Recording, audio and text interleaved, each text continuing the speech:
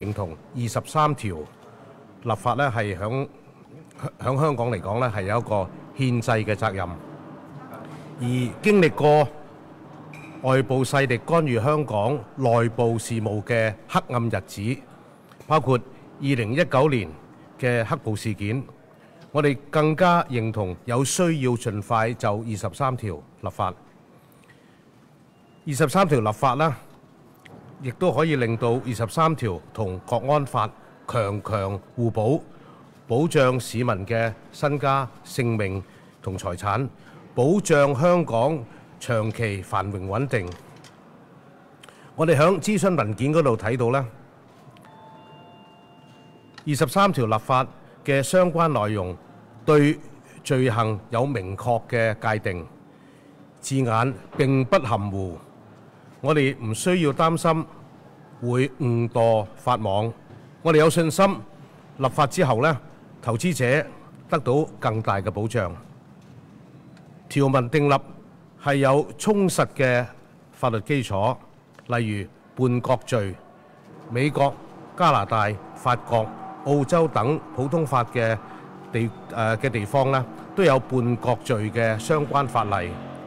尤其係美國響911之後，先後通過咗愛國者法案、反恐怖主義、反資助恐怖分子等反恐怖法例。佢哋國土安全部有差唔多20萬名嘅僱員從事反恐活動。香港23條有法律保障處理國安工作人員，亦都係絕對合情合理嘅。而家立法，我哋認為係絕對適合嘅時刻。未來呢段時間呢，政府必須把握呢個機會，詳細向公眾同埋投資者加強解說。我哋係會同工商界同埋外國商會等等咧，向佢哋解說嘅。我哋會介紹有關嘅條文，為立法爭取各界嘅支持，締造有利嘅營商環境。響諮詢方面呢，我哋認為時間亦都係合適嘅，因為大部分香港市民對23條有基本嘅認識並不陌生，社會亦對立法有共識。諮詢文件詳細介紹咗立法建議，市民係有足夠嘅時間反映佢哋嘅意見。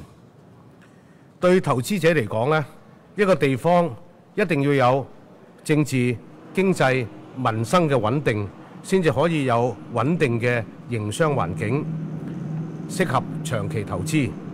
2019年黑暴事件之後，我哋睇到香港社會動盪，影響投資者嘅信心。越嚟越多投資者認同香港係有需要做好風險管理，堵塞國家安全可能出現嘅漏洞。佢哋意識到23條唔係洪水猛獸，而係有實際嘅需要。香港未來有更多宏圖大計，要招商引資，包括發展北部都會區。我哋要令社會更加穩定，商界、外國投資者先至會對香港更有信心。我哋經民聯係全力支持盡快就基本法23條立法嘅。咁我哋未來嗰一段日子呢，我哋都會向香港嘅商界啦、專業界啦、等等嘅界別啦去解說。咁我哋亦都會透過我哋嘅外國朋友啦、商界嘅朋友啦、專業界嘅朋友啦，同埋商會呢，係盡量去解說嘅。我哋亦都會邀請一啲外國商會嘅人士嚟香港，了解香港嘅實際情況。因為好多呢都係蒙在鼓裏嘅，因為佢哋聽到一啲不盡不實嘅消息。最後都係再重複一次，經民聯係全力支持基本法23條喺香港盡快立法。多謝。好，我講少少啦。係。首先我哋呢係一定全力支持同埋歡迎呢係特區政府係宣布就23條立法嘅諮詢文件。應該話呢係等咗20年。最近呢，我經常呢係落區見市民呢，好多市民呢都係好希望快啲就基本法23條立法。可謂呢，我哋如果就23條立法之後呢，香港社會呢係一個定心丸。咁呢就23條係國家安全嘅立法呢，其實全世界呢都只會係中央政府去做㗎，包括呢即係西方嘅國家呢，都冇授權俾一個地方政府可以有咁嘅權力去立法，只有香港同埋澳門，我哋呢真係得到中央政府高度嘅信任，所以呢，除咗係一個憲制嘅責任，亦都係一個香港嘅機會。呢一次香港要好好就23條立法做一個好嘅功夫同埋工作呢，係要證明返呢，係向全世界同埋我哋國家都好清楚，香港我哋係好樂意、好希望係完成呢個呢係保護國家安全嘅法律。呢個亦都係互相嗰個信任嘅顯示。而另外一方面呢，我哋係掌握咗20年前嘅經驗呢，當時呢好多法律嘅問題就被高度政治化，根本都唔係講緊法律，亦都係呢俾有心嘅人呢係鑽空子呢，就將呢成件事呢就抹黑同埋妖魔化。其實23條真係一個好事、好東西。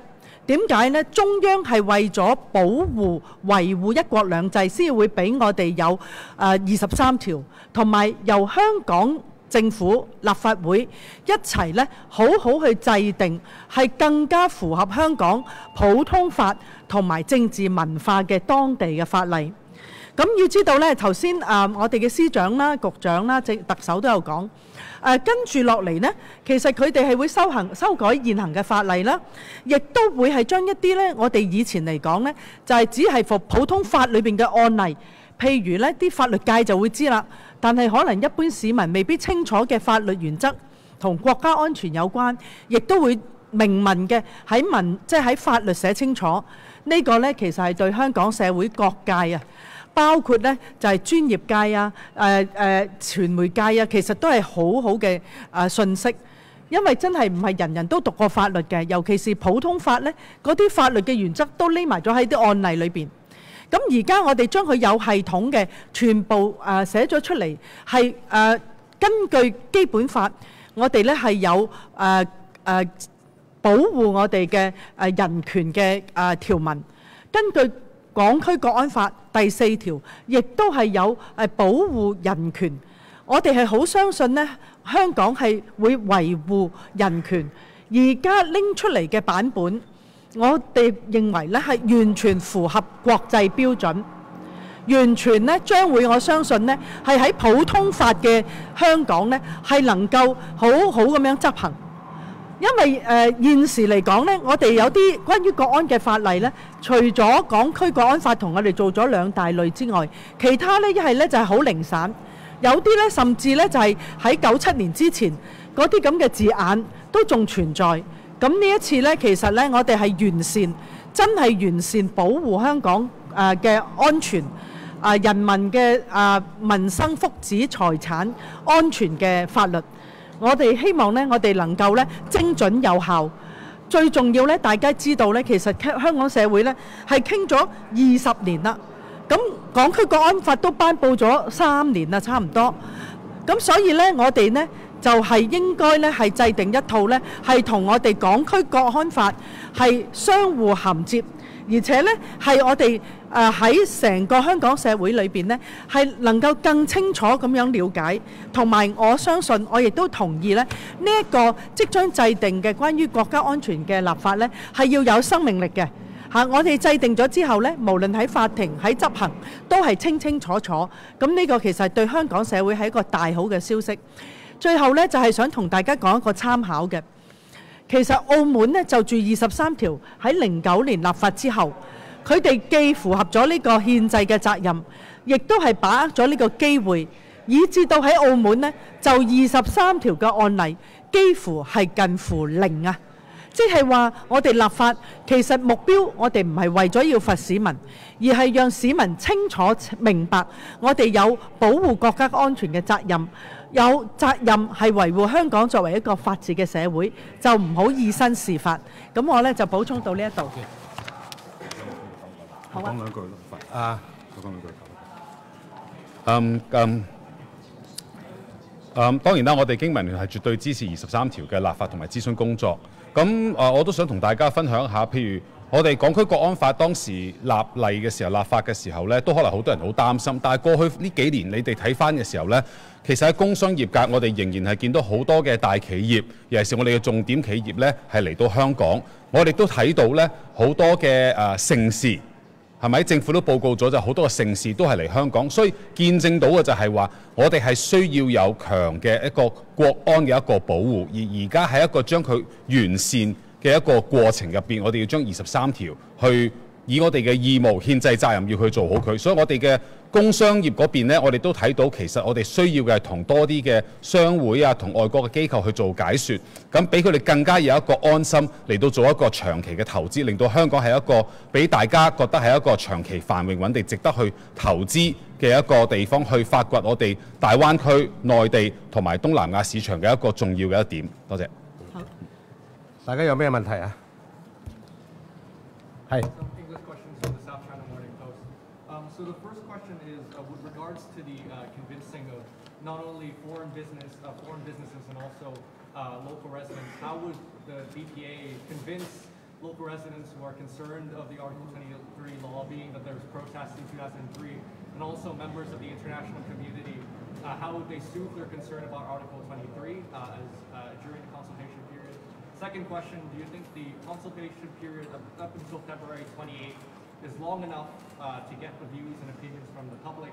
And lastly, how would you see suggestions that pushing the Article 23 legislation now would undo all of the work that the government or you as legislative councillors have done to promote Hong Kong to the international community?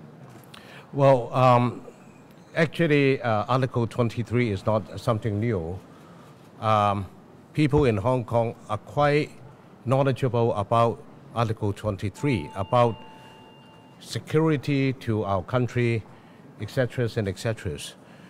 In the past 26 years, people has talked a lot about Article 23.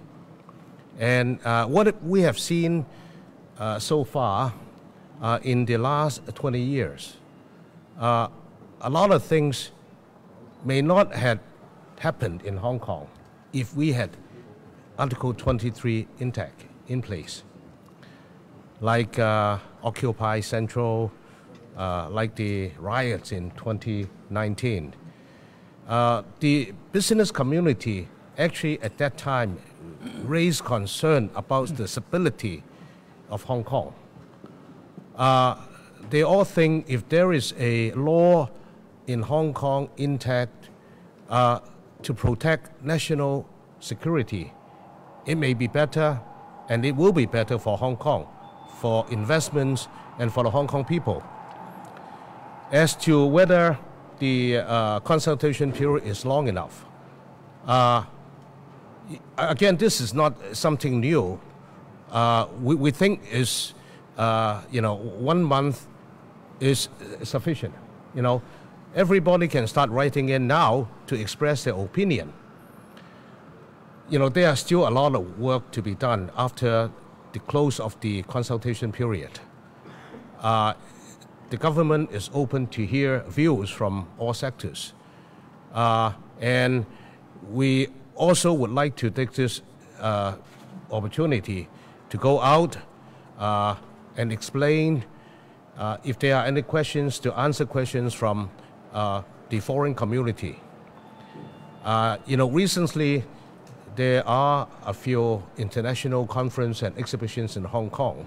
Those people that came to Hong Kong were actually surprised about the stability about Hong Kong.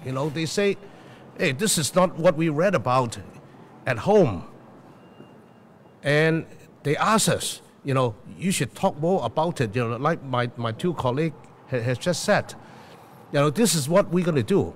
And also we're inviting our friends from overseas, business associates, to come and see what's going on here. Hong Kong is actually much more stable, economically, socially, and politically, much more stable than many other countries. After coming here, they all say, oh, we want to move here. We want to move our business here. As I read, in the last few months, more business are coming in. But of course, not all has been reported. So we are not concerned about Article 23 will affect, businesses investing in Hong Kong.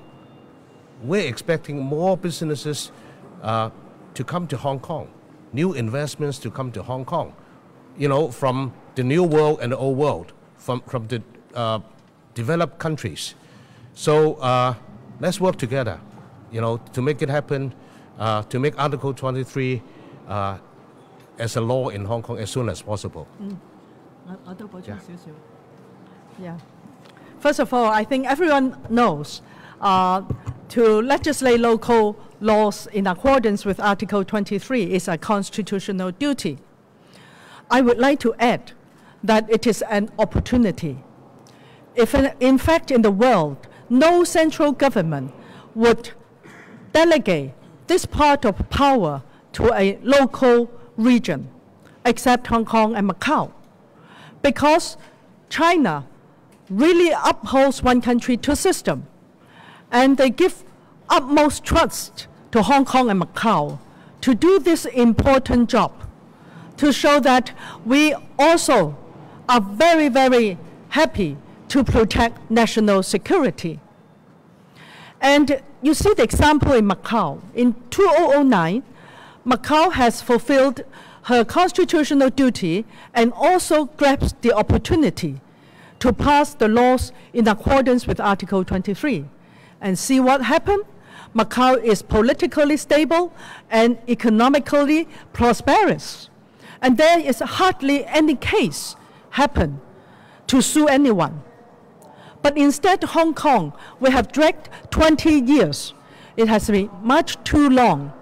The sooner the better for Hong Kong to grasp this opportunity to do a good job in accordance with common law tradition, as well as to absorb the strength of our national security law of Hong Kong, so that the two work together to leave no loopholes for any malicious forces to hurt Hong Kong people, which we witnessed in 2019. Ordinary people and citizens and business people cannot work normally. So I hope that people would not see it from a defensive way. In fact, it's a very positive job for Hong Kong to do, that we fulfill this duty and we grasp the opportunity. And I do hope that Hong Kong, as well as the international community, this year, today, people are open their ears in an objective way, and also not to be misled by some people who only talk about unfair remarks and know nothing about one country, two system.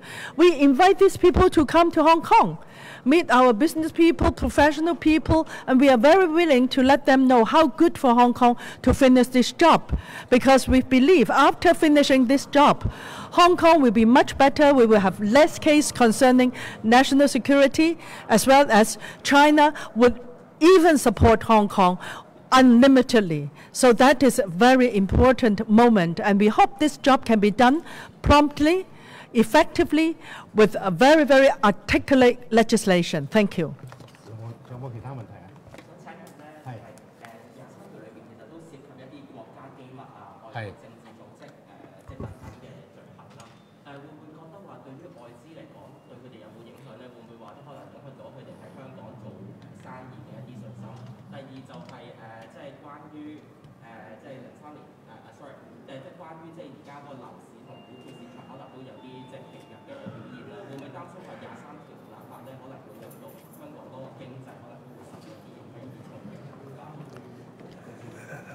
今朝股票跌咗幾多啊？呢個上落市有升有跌。今日我睇唔到個股市咧係大跌嘅。香港嗰個穩定咧，其實係俾到好多投資者嘅信心。大家都係期待23條嘅立法。我接觸香港嘅商界、各國嘅商界，佢哋對於香港個未來發展呢係充滿信心、充滿希望。有好多呢，因為其他國家嘅不穩定，佢哋而家已經係將佢哋嘅分部或者總部準備響香港設立。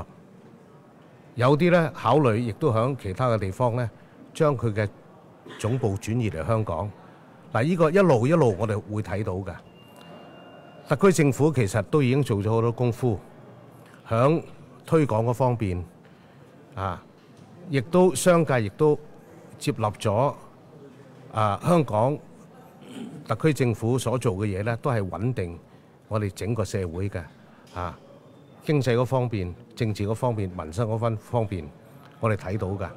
所以我唔覺得咧23條係好似有啲人講咧係會嚇怕外資，呢個咧係穩定外資同埋吸引外資一個好法例嚟㗎。所以我哋絕對唔擔心我哋接觸嘅商界咧，佢哋亦都俾到一個信心我哋，佢哋會嚟香港，佢哋亦都會多啲嚟香港投資。好，咁。OK，多謝。